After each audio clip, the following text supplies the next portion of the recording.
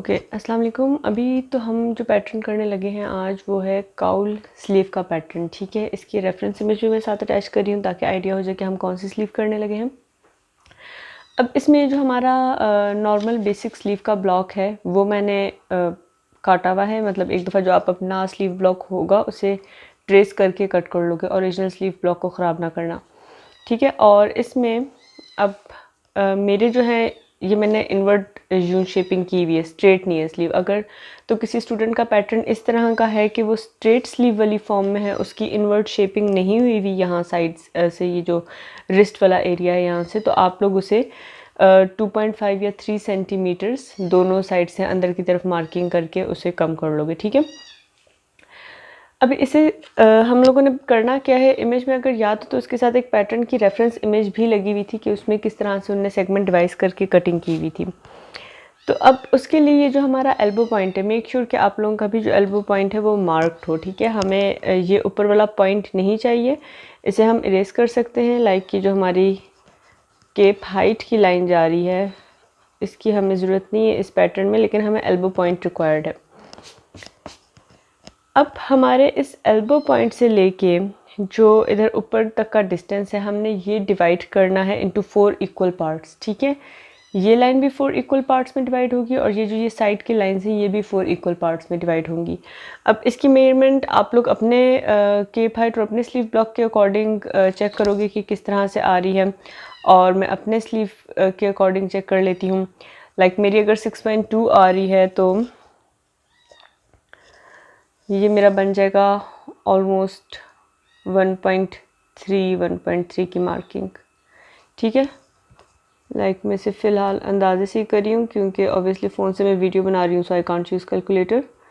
तो आप लोग कैलकुलेटर से कैलकुलेट करके इसे 4 इक्वल पार्ट्स में डिवाइड कर दोगे। ठीक है, लाइक ये एक हो गया, ये दूसरा, तीसरा और ये चौथा, और ये साइड वाले जो पार्ट हैं इन्हें भी हम 4 इक्वल पार्ट में डिवाइड करेंगे, लाइक यहाँ से। ठीक है, ये एक पार्ट, सेकंड, थर्ड और फोर्थ। इस साइड पे भी सेम हो जाएगा।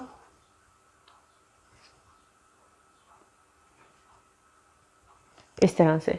ठीक है, अब हमने क्या करना है, ये जो लाइंस हैं, ये जो पॉइंट्स हमने मार्क किए हैं, हमने इन्हें इन पॉइंट्स के साथ जो सेंटर वाली लाइन है उसके साथ ज्वाइन कर देना है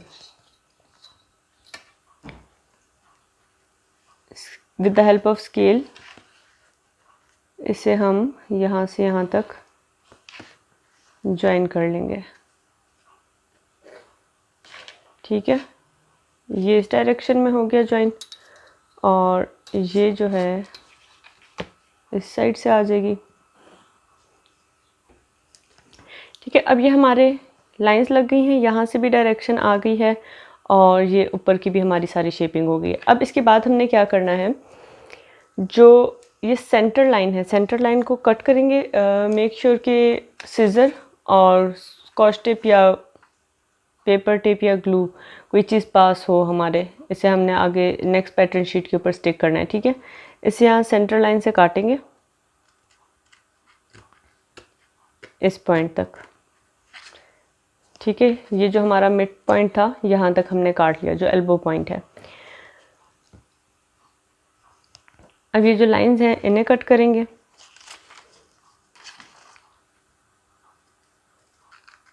और बिल्कुल कॉर्नर तक ना कट करना, बिल्कुल हल्का सा ना पॉइंट कॉर्नर पे छोड़ना ताकि ये मूव हो सके। मतलब फुल पीस कट करके अलग ना करना, लाइक 1 सेंटीमीटर जितना या 0.5 सेंटीमीटर जितना छोड़ देना एंड से कटिंग पे। जैसे अब ये मैंने कट कर लिया, लेकिन यहाँ पे इतना इतना गैप है कि यहाँ से अलग नहीं हो रहा।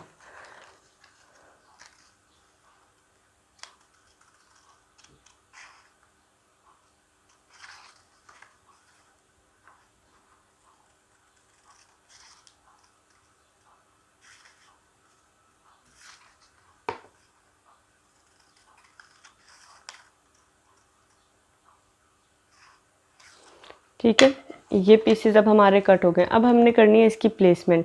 सबसे पहले हम इसे किसी भी शीट पे, मतलब यहाँ से भी हमारा गैप ज़्यादा हो शीट का और इस साइड से भी गैप ज़्यादा हो, क्योंकि जब इसकी ओपनिंग होनी है ऑब्वियसली इसने इस डायरेक्शन में खुल जाना है, ठीक है, दोनों साइड से। तो यहाँ पे हमारे पास स्पेस होनी चाहिए इतनी कि हम सीम अलाउंसेस भी मार्क कर सकें और इसकी ओपनिंग भी ईजिली आ सके। अब इसके लिए मैं क्या कर रही हूँ, सबसे पहले तो जो है हम यहाँ पे कोई भी एक मार्जिन लाइन दे के, स्ट्रेट शीट से एक मार्जिन लाइन देके इसे यहाँ पे पेस्ट कर लेते हैं, ठीक है। इस वाले पार्ट को मैं थोड़ा सा शीट को ऊपर करूँ, यहाँ पे हम इसे स्टिक कर लेते हैं ताकि अपनी जगह से ना हिले।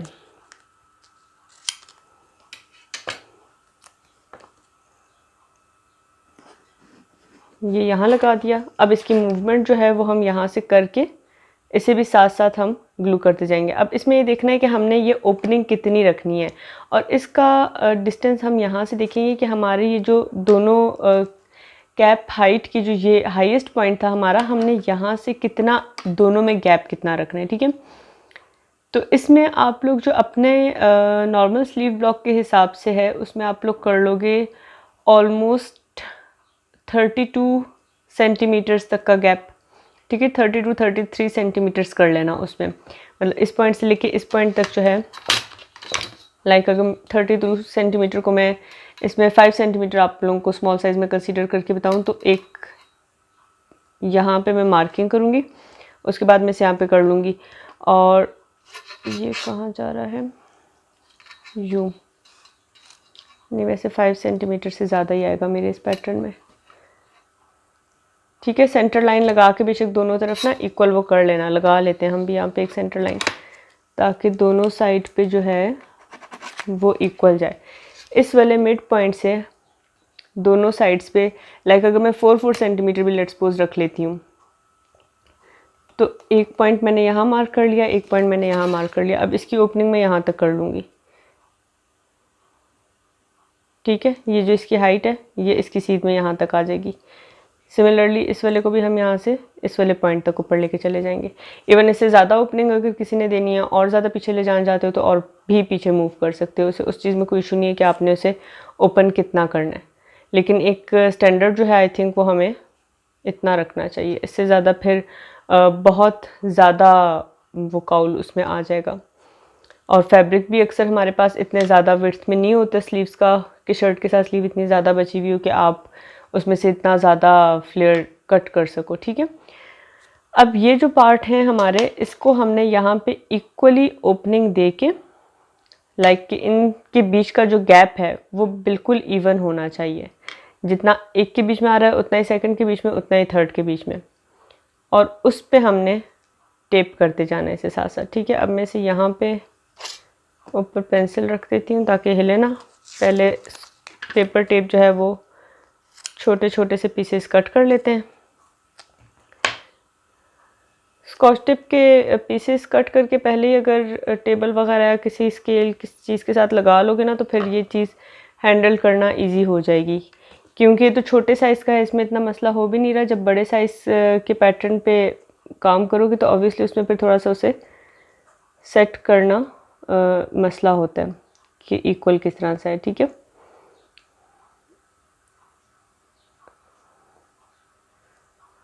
अब इसे यहाँ पे टेप कर देते हैं।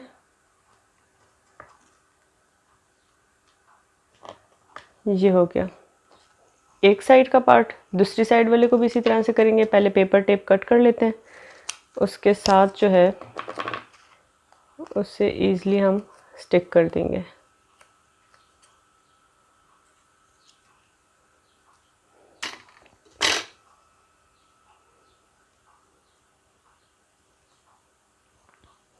इस वाले पॉइंट तक और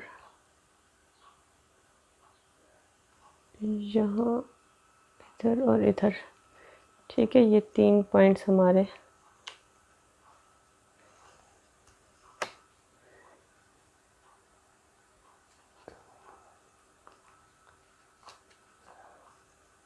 एक और टेप कहाँ गई,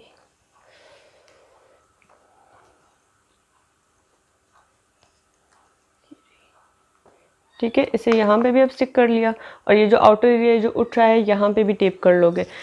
मर्ज़ी है टेप करना है टेप कर लो, ग्लू स्टिक से अगर पेस्ट करना चाहते हो इसे ग्लू स्टिक से पेस्ट कर लो, वरना नीचे जो इसकी फाइनल आउटलाइन है वो तो हम ड्रॉ करेंगे कि इनकेस अगर हमारा ऊपर का ये पैटर्न मिसप्लेस हो जाता है कहीं पे तो हमारे पास एटलीस्ट नीचे शेप ड्रॉ हुई भी हो, क्योंकि हमने तो शीट्स वगैरह जो हैं वो रोल करके रखनी होती हैं तो उसमें इस तरह के जो पार्ट्स ऊपर स्टिक किए हुए होते हैं वो अक्सर उतर जाते हैं, तो इसलिए बेहतर है कि आप उससे पूरे पैटर्न को ही जो है नीचे ट्रेस कर लो। ठीक है, अब ये हमारा पैटर्न हो गया, यहाँ से हिल गया थोड़ा सा,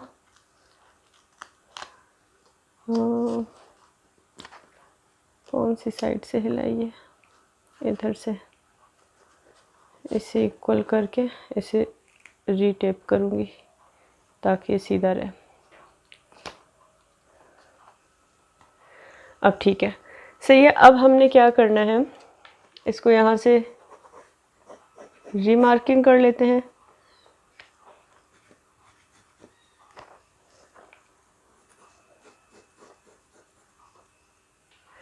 अच्छा, मैंने इसको जो है इसकी शेप है वो नीचे पेपर के ऊपर ट्रेस कर लिया। अब अगर एक और चीज़ देखो, अगर हम यहाँ से इसे यूं ज्वाइन करते हैं तो ये तो बिल्कुल एक स्ट्रेट लाइन में आ जाना है। ठीक है, and we don't need a straight line on this part. अब यहाँ पे हमने क्या करना है, ये जो हमारा मिड पॉइंट है यहाँ से ऊपर 3.5 सेंटीमीटर मार्क करोगे, क्योंकि हमें चाहिए कर्व में, तो लाइक मेरा 3.5 सेंटीमीटर अंदाज़न इतना हो जाएगा। सही है, आप लोग अपने जो पेपर्स हैं उनके ऊपर इस जगह पे 3.5 सेंटीमीटर मार्क कर लेना और इसे with the help of French curve एक स्मूथ कर्व में ज्वाइन कर लेना, ताकि ये पार्ट जो है यहाँ से हमारा इस शेप में जाए। क्योंकि ये जो है हमारा कर्व बैठना होता है ना, उसके साथ जो हमारी आर्म होल की कटिंग होती है, तो वहाँ पे ऑब्वियसली हम कोई स्ट्रेट शेप नहीं बिठा सकते, तो हमें ये वाली शेप यहाँ से एग्जैक्ट प्रॉपर चाहिए।